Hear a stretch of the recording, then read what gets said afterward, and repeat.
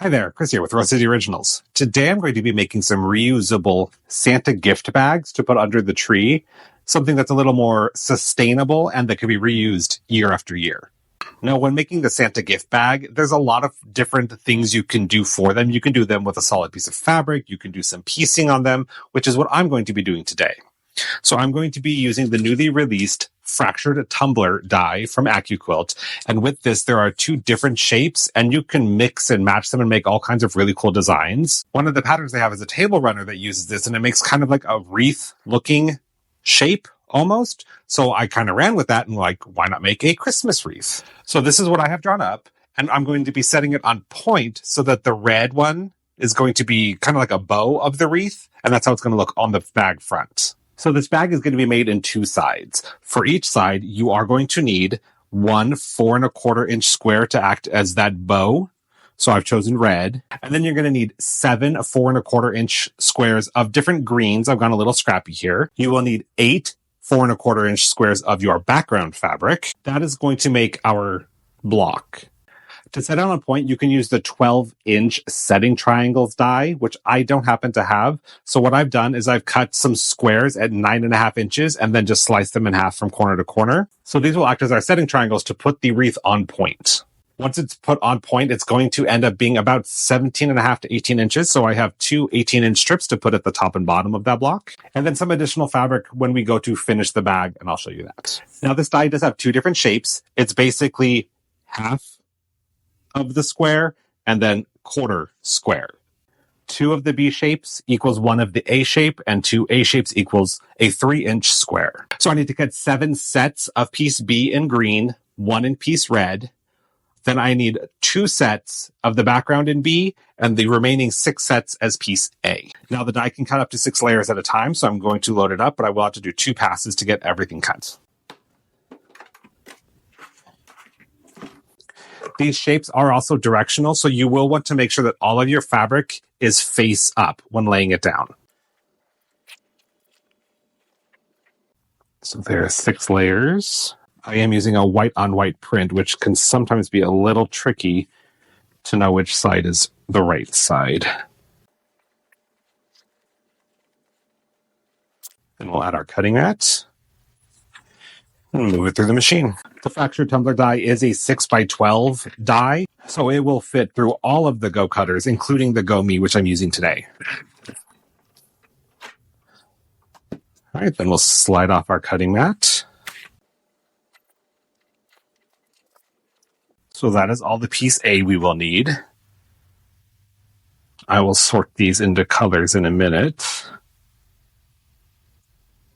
And now we need to cut 2 backgrounds of piece B, the last green, and our red bow. We'll slide that off. All of our pieces are cut.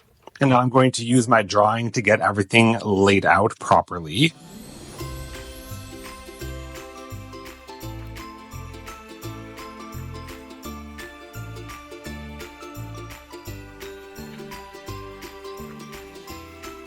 And now I can sew each of these blocks together and then sew them all together. So it's basically 4 blocks by 4 blocks. They are 3-inch blocks finished. So this will make a 12-inch wreath when it's all done. So I'll start by sewing this shorter seam and then join that with this longer seam. These shapes do have the dog ears already cut off, which really helps to line them up. I personally like to press my seams open. And I'll use my June Taylor Magic Seam Wand so that I don't have to get up and go to the iron after each seam. So now I'll do the long seam. Press that open. And now I'll take this to the iron and give it a good press, and then it can go join the other blocks.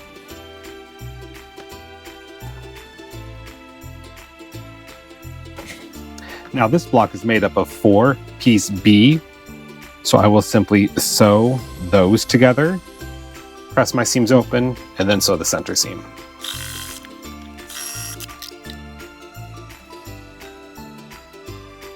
So now I can just sew that center seam. Here we go.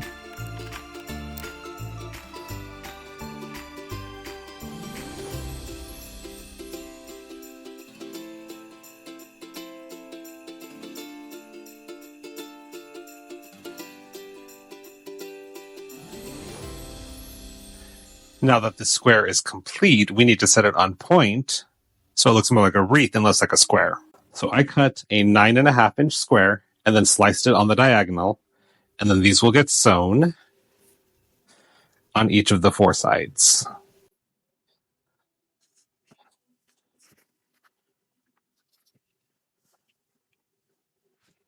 I'll start by taking the 2 opposite sides and sewing them on, and you can take them and fold them and put a little finger crease right there on the edge. And that crease will help you line that up in the center because it is going to hang off both of the ends. If you were using the 12-inch setting triangle dies, you wouldn't need to because they would have the dog ears clipped for you.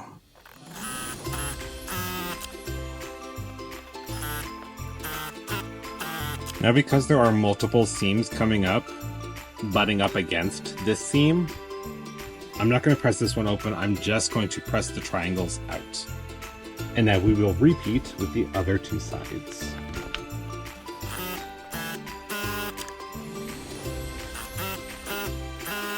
So now we have a square that's about 17.5 inches. So we need to add a strip to the top and to the bottom. So I'm going to go sew those on. Now I originally cut my strips for the top and bottom at 18 inches, so I need to trim a little bit off just to square this up. So I'm really just going to take off that edge on both sides. And now we have our front panel for the bag. You could just use a solid panel for the back of the bag, but I already made one of these wreaths as my test square, so I'm just going to use it for the back. So now I'm going to get this loaded onto my long arm and get it quilted.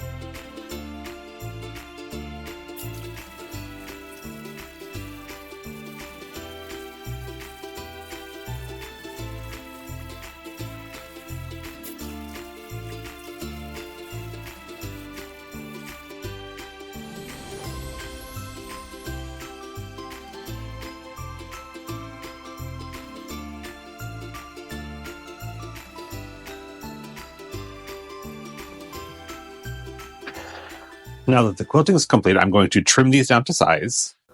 They're going to end up being about 17 inches by 23 inches. Whenever you quilt something, especially if you quilt it somewhat densely, it is going to shrink it up a little bit. So I'm going to trim these both the same size, and then I need to cut out 2 lining pieces the same size as those.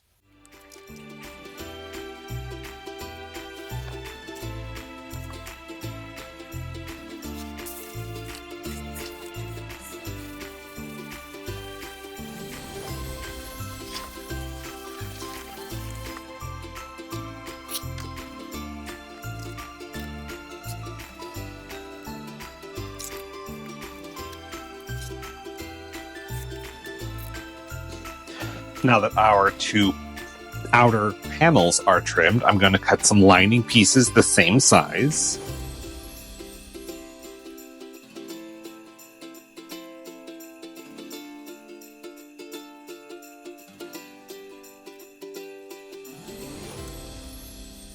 Now we need to cut out our corners because this is going to be a boxed bottom bag so that it's a little wider at the bottom. That way it will sit upright when you have gifts in it. So I'll be using the boxed bag die from AccuQuilt, designed by Carolina Moore. And this is a 2-die set. And the die that we will need is the die that has this right angle and this dart printed on it. So in the bottom corners of both of your outer shell and both of your lining pieces, we're going to cut out that notch. And I'm going to go with the 3-inch notch. So you will basically take your project and line both ends up on that 3-inch line. Now this die will fit through the Go Me, but since there's all this bulk that's going on with it, I'm going to use my regular Go Cutter just so it's a little easier to get everything through. And a little tip, since we are only cutting on this side here and not this dart, you can actually use a smaller cutting mat just to cover the piece you want to cut, and then you don't have to run the whole 6x12 mat through. So again, we're doing both of the bottom corners. You can fold this in half and cut them both at the same time, but I'm going to leave it flat.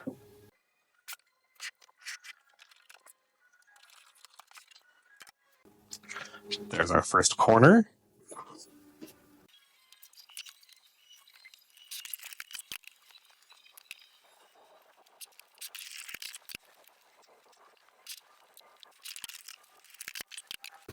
Our outer shell pieces are cut. So now I need to do the lining. These I will fold. There's less bulk that I'm battling with. So I'll fold this in half and then line it up.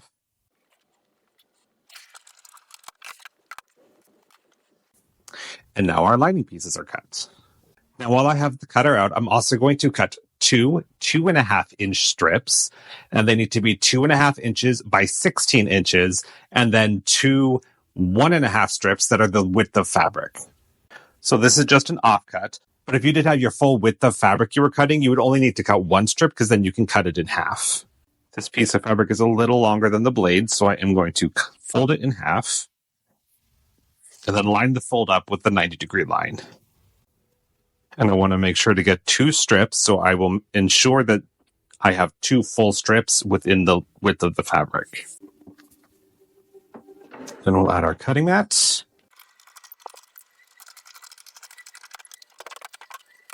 Slide off our cutting mat. And now I have two 2.5-inch strips, and then I'll trim them down in a minute. The ties for the bag are going to be 1.5-inch strips. So for this, I need two strips at the full width of fabric. So again, we will line up the fold with the printed line. Ensure that two full strips, the blades are within the fabric where it's going to cut. And then run that through.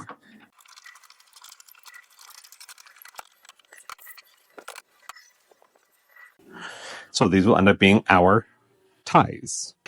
The next thing we're going to do is with right sides together, we are going to sew the outer shell pieces together down both of the sides and along the bottom. Do not sew the little notches. And then the same for the lining. So we'll put them right sides together. Sew down both sides and along the bottom. I totally missed this, but you actually need to leave a gap along the bottom edge so you can turn it right side out when you're done.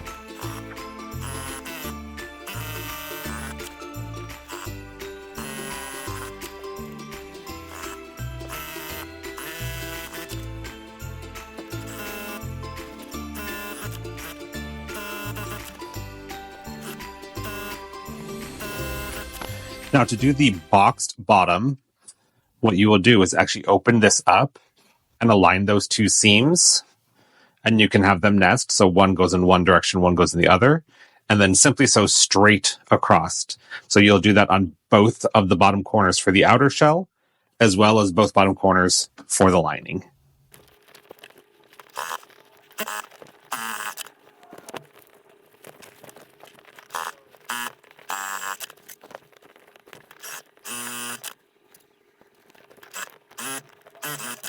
So now you can see the shape that this is going to have.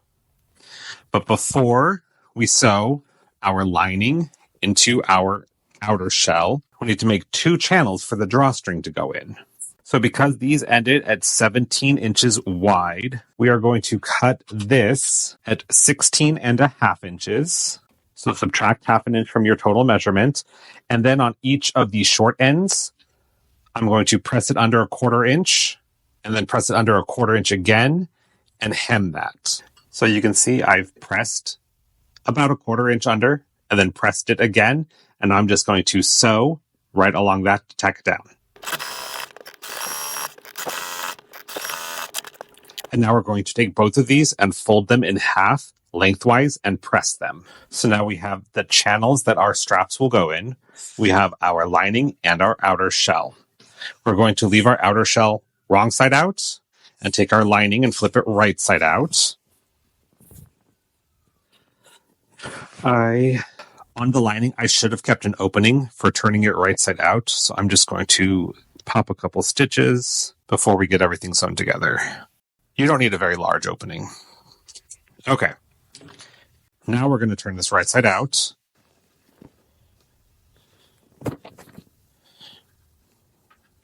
And for this part, I would recommend either some sewing clips or pins, because we want to put these channels on the inside of the bag. You want to center it there.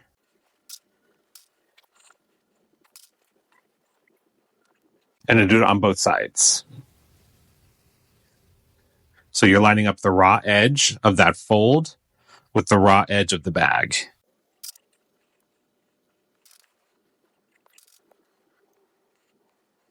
So once that's in place, we're going to take our lining and drop that inside the bag. And I'm going to line up the side seams with the side seams of the outer shell and then clip all of this in place.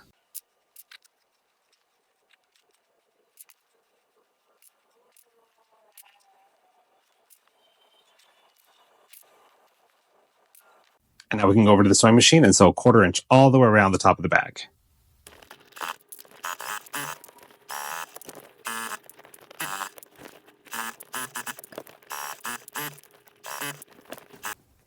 Now that that's all sewn, we could turn it right side out.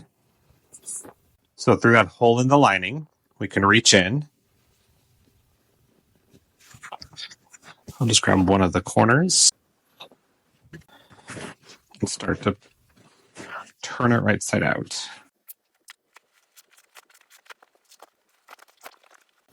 There aren't any real sharp corners, so you can usually just poke these out with your hand. And then for that opening in the lining, I will take this back to the machine, just tuck in those raw edges and just sew really close to the edge to seal that up. And then once that is tucked inside, we'll have a bag like this. I am also going to take the time and press this seam and do a quick top stitch around the edge to keep that kind of tame. So I'm going to go do that now.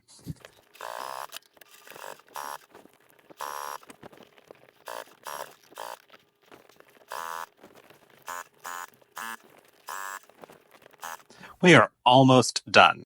The last thing we need to do is get some strings in here so that we can tie it closed like a drawstring. So I have 2 strips that are the width of fabric by 1.5 inches. I'm going to start by pressing these in half lengthwise.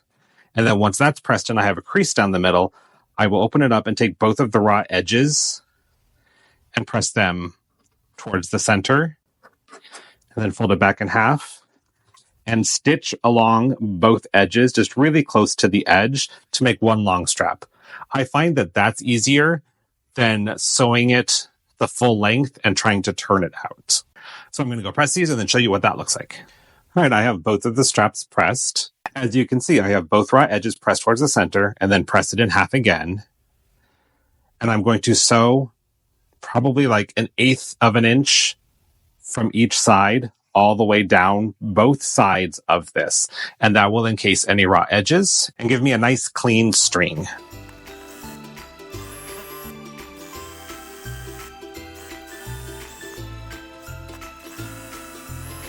Now that we have our ties created, we need to get them into the channels. So I have this handy tool, which is a wire with a loop on the end that I could use to kind of fish it through. If you don't have something like this, you can also use a large safety pin, just something that's stiff to help you guide that tie through the channel. So for one of the ties, I'm going to start on the left side and go all the way through, and then feed it back so I end up on the left side again. So I have 2 raw ends over here on the left. Now to make sure that I don't pull these through as I'm feeding through the other tie, I'm just going to put a safety pin through both of them to keep them in place. And now for the other tie, I'm going to do the same thing, but starting from the right side. So we're going to feed it through one of these.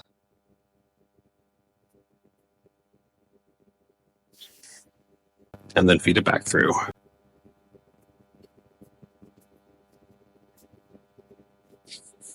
Now, I didn't realize it, but right here is where my microphone died. So for the next step, I'm basically going to do a French seam for the end of the ties. I will sew them together with two sides facing, and then flip that seam so that the raw edges are encased in the seam, and stitch it again.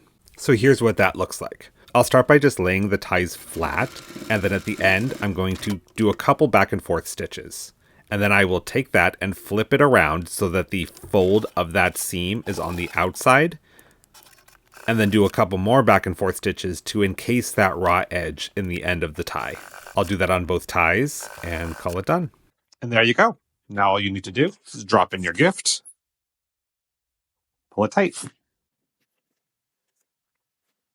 Now these bags certainly aren't peak proof, so they may not work for young children, but I have a teen and a preteen, and they're not even going to be here until Christmas Eve, so I'm not worried about them snooping. So there really isn't a pattern for these bags.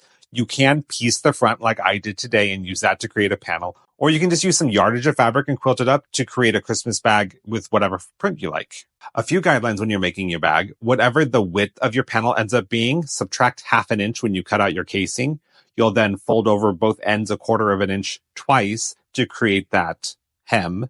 And then when you attach it, then you have a little bit of extra on each side so you can get your ties through. When you cut out the boxed bottom, whatever measurement you choose on the die, make sure it's the same on both sides.